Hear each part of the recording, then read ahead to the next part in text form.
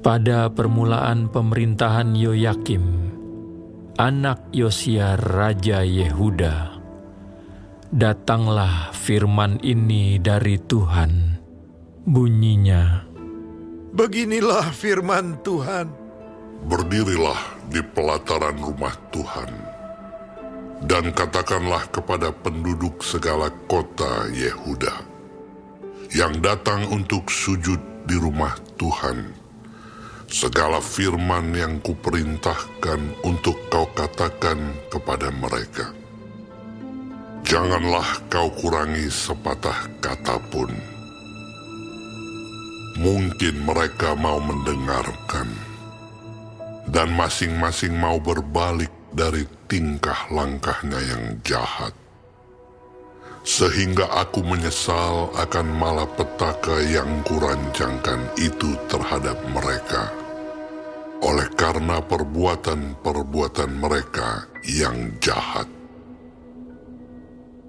Jadi katakanlah kepada mereka, beginilah firman Tuhan.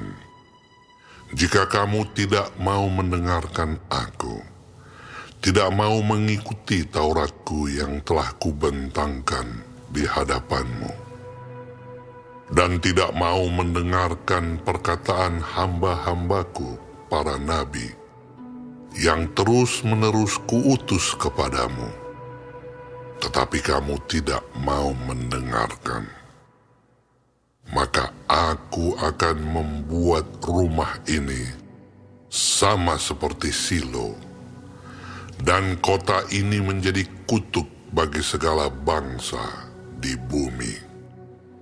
para imam, para nabi, dan seluruh rakyat mendengar Yeremia mengucapkan perkataan-perkataan itu dalam rumah Tuhan.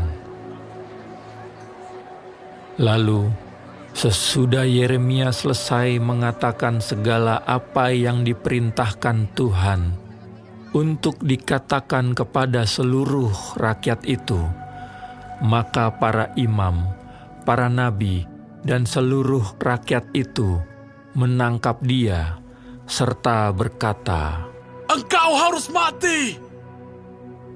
Mengapa engkau bernubuat demi nama Tuhan dengan berkata, rumah ini akan sama seperti Silo, dan kota ini akan menjadi reruntuhan, sehingga tidak ada lagi penduduknya?" Dan seluruh rakyat berkumpul mengerumuni Yeremia di rumah Tuhan. Ketika para pemuka Yehuda mendengar tentang hal ini, pergilah mereka dari istana raja ke rumah Tuhan, lalu duduk di pintu gerbang baru di rumah Tuhan. Kemudian berkatalah para imam dan para nabi itu kepada para pemuka dan kepada seluruh rakyat itu.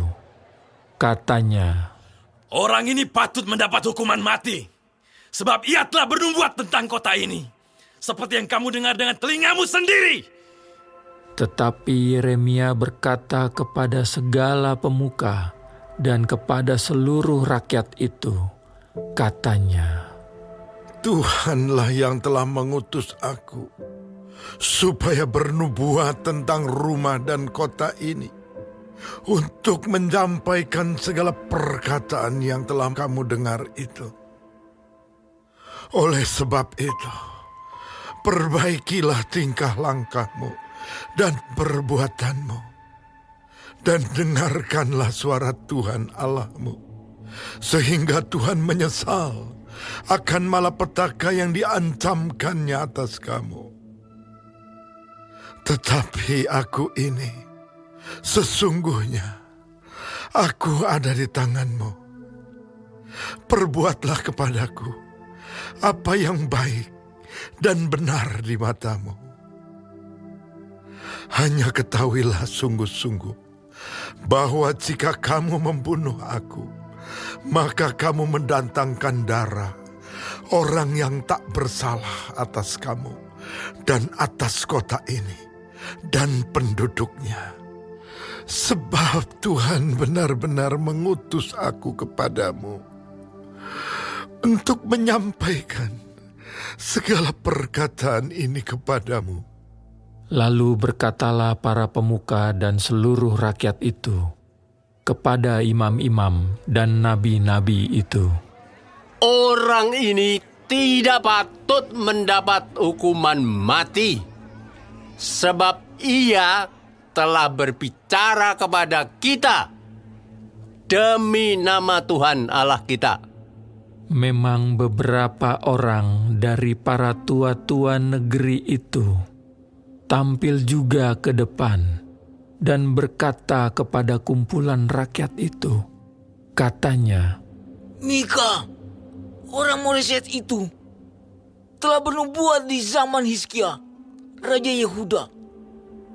Dia telah berkata kepada segenap bangsa Yehuda, beginilah firman Tuhan semesta alam. Sion akan dibajak seperti ladang, dan Yerusalem akan menjadi timbunan puing, dan gunung Bait Suci akan menjadi bukit yang berhutan. Apakah Hizkia, Raja Yehuda beserta segenap Yehuda membunuh dia? Tidakkah ia takut akan Tuhan, sehingga ia memohon belas kasihan Tuhan, agar Tuhan menyesal akan malapetaka yang diancamkannya atas mereka? Dan kita, maukah kita mendatangkan malapetaka yang begitu besar atas diri kita sendiri? ada juga seorang lain yang bernubuat demi nama Tuhan, yaitu Uria bin Semaya dari Kiryat Yearim. Dia bernubuat tentang kota dan negeri ini, tepat seperti yang dikatakan Yeremia. Ketika Raja Yoyakim bersama-sama dengan segenap perwiranya dan semua pemuka mendengar perkataan orang itu, maka raja pun mencari ikhtiar untuk membunuhnya. Mendengar hal itu, maka takutlah Uria, lalu melarikan diri dan tiba di Mesir. Kemudian, Raja Yoyakim menyuruh orang ke Mesir, yaitu Elnatan bin Akhbor beserta beberapa orang.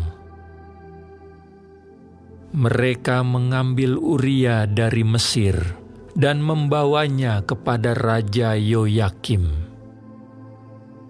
Raja menyuruh membunuh dia dengan pedang dan melemparkan mayatnya ke kuburan rakyat biasa. Tetapi Yeremia dilindungi oleh Ahikam bin Safan, sehingga ia tidak diserahkan ke dalam tangan rakyat untuk dibunuh.